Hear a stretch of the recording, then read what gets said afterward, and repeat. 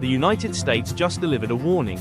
Tariffs on Canadian steel and aluminum are set to rise from 25% to 50%. But in what's being called the most devastating counterpunch in North American trade history, Canada has struck back hard, cutting off America's access to critical metals that power its economy.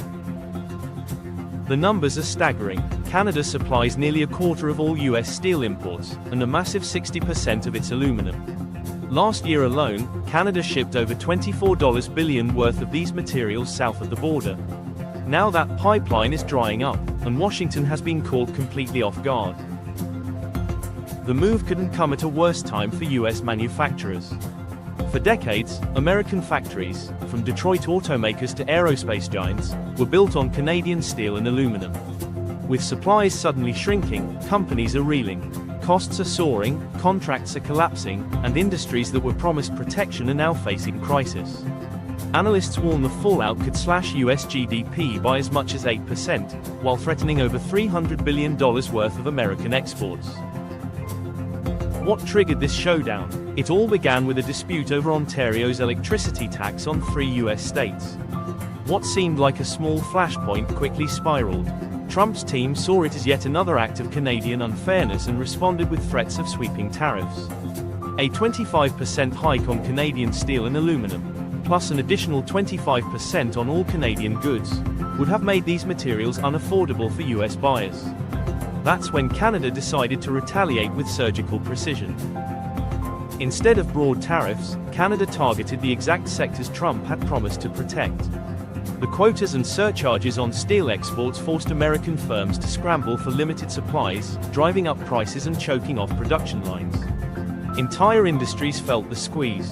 Automakers, construction firms, and even tech companies suddenly found themselves unable to source the high-quality inputs they had relied on for decades. The political consequences for Trump have been brutal. These tariffs were supposed to showcase strength and deliver jobs to key swing states.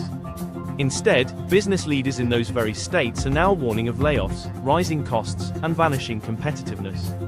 What was meant to be a show of economic power has backfired into visible pain for American workers and consumers. For Canada, the impact has been sharp but more concentrated. Steel and aluminum account for only about 0.5% of the nation's GDP, though the pain is heavily felt in Ontario and Quebec. That's why leaders like Premier Doug Ford pushed for aggressive retaliation, while Prime Minister Mark Carney, with his background as a central banker, crafted a more strategic approach. Together, they made it clear: Canada was not going to fold under pressure. The larger truth is that the Canadian and American economies are deeply intertwined. In some provinces, exports to the US make up nearly a third of total GDP. That means any trade war inflicts wounds on both sides. But Canada has calculated that by applying pressure to specific industries and political constituencies, it can inflict maximum damage while shielding its broader economy. And the timing could not have been more devastating for Washington. US manufacturing was already buckling under labor shortages, rising energy costs, and global competition. Losing access to cheap, reliable Canadian steel and aluminum pushed the system into crisis.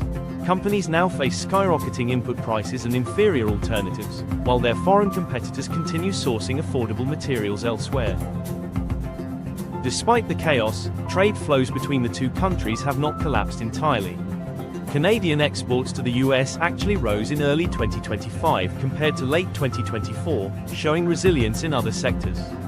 But the steel and aluminum war has exposed just how fragile modern supply chains really are. What began as an attempt to shield American industry from foreign competition has instead left factories stranded, workers uncertain, and consumers paying more. This conflict is more than a policy mistake. It's a case study in how protectionism can boomerang in a globalized economy. Decades of integration under NAFTA and the USMCA mean Canadian materials aren't just competing with American products, they're embedded inside them. Tariffs can't undo that reality without causing chaos on both sides of the border. The scars of this battle may outlast the conflict itself. North America's manufacturing ecosystem was built on trust, cooperation, and shared supply chains. Now, those bonds are fraying. Whether they can ever be fully restored remains an open question. One thing is certain: in a deeply interconnected economy, there are no true winners in a trade war, only shared losses, broken industries, and a trail of unintended consequences. This is True Estate Report.